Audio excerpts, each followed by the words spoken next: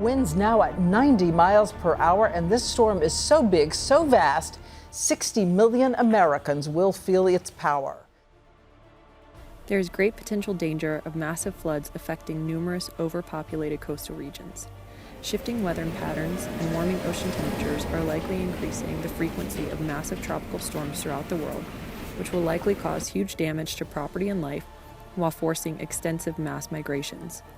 According to the Environmental Protection Agency, sea levels are rising due to melting of polar ice caps and warming by an average of 2 degrees per decade. So what does this have to do with tropical cyclones? Everything.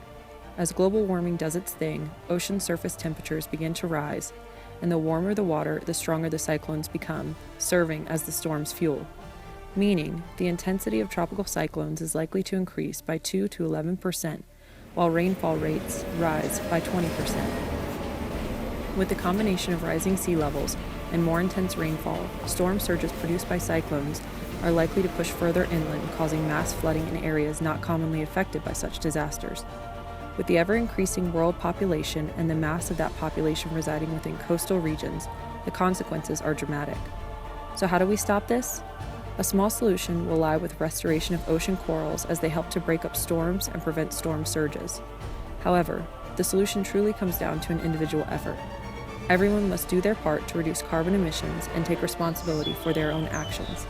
It is up to us to save each other.